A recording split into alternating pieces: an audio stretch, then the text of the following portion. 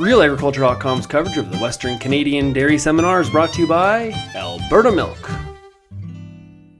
Hey, I'm here with Bruce Muirhead of University of Waterloo in Ontario, and Bruce is talking about the Trans-Pacific Partnership. So maybe you could just start out by telling us how the Trans-Pacific Partnership will or is affecting Canadian dairy farmers. Well, there's a possibility it will affect Canadian dairy. New Zealand's one of the negotiating partners in the Trans-Pacific Partnership, and also the United States.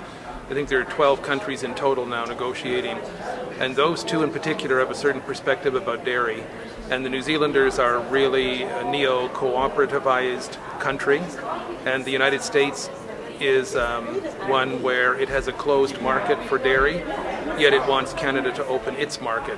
Perhaps it wants Canada to open its market. So New Zealand is totally committed to having Canada get rid of the entire supply managed system in Canada, and the United States wants fundamental revisions of the Canadian system to open the Canadian market up more to American exports. And so far, what's been the response of the Canadian government to those? As far as people can tell, we're in the 16th negotiating session right now. It's taking place in Singapore, one of the more expensive cities in the world. And as far as we can tell, the Canadian government is standing firm in terms of its position on supply management, which it is a good system and suits the needs and aspirations of Canadian dairy farmers. You mentioned Germany in particular that had produced way more milk than they could even consume in a reasonable time frame. I mean, the population of Canada and a lot of the developed world isn't really growing, so presumably their milk demand isn't really going to grow. Right, dropping. We're focusing on, how do we get more milk out of each cow, but if we can't sell it into the growing markets, what's the point? Well, that is a good question. Why don't we take more advantage of global markets? And I think for the most part, we don't have trade agreements with those markets that might be expected to take our products, like China or India. We're talking about free trade negotiations with each of those, but they would take years and years to happen.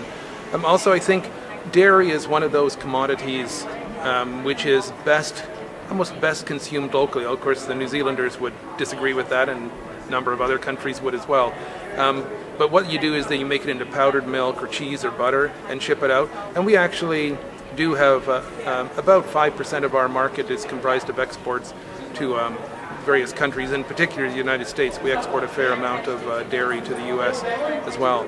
I would say that dairy is primarily the kind of dairy we practice in Canada is a local industry. And I think if you want to get into significant export trade, you need economies of scale to a much greater extent than we have in Canada.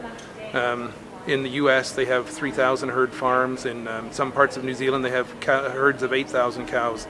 So they can then get costs to a point where it makes it a viable proposition to export. And of course, New Zealand exports 90% of its agricultural production.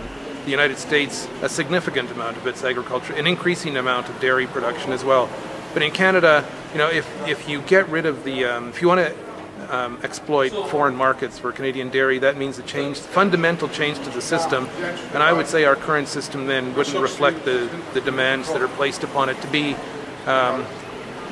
lower cost, for example, more not innovative. Certainly it's quite innovative now in how it operates, but just to be lower cost, I think, than it is now. And that then compromises a number of other supply management objectives like sustainability and resilience and family farming and the sustaining rural communities as well. So you'd have to change the system fundamentally, probably get rid of quota as well in order to make it a viable system too, which would just undermine. Well, I think we would be much worse off for getting a couple of $100 million more in terms of foreign receipts. We would be so much worse off if we compromise the system fundamentally. Anything else for producers to take away from your talk today? Well, I think it's a really good system. I think it works quite well, although I think you heard the conversation I was having with a young woman who wants to begin dairy farming, and quota per kilogram of quota in Alberta, it's $40,000 give or take now, which means it's out of the reach of many people. And to be a new entrant is a very, very difficult proposition. The only upside to that, though there isn't an upside, but as a bank person who was standing there also mentioned, to be a new entrant into any agricultural endeavor these days is a phenomenally expensive proposition. So dairy just fits the general agricultural matrix where you need 5,000 acres of land in order to run a wheat farm, apparently, and combines and tractors and various other things. So it's a good system, works well, sort of reflects Canadian values and attitudes, doesn't cost the government a penny.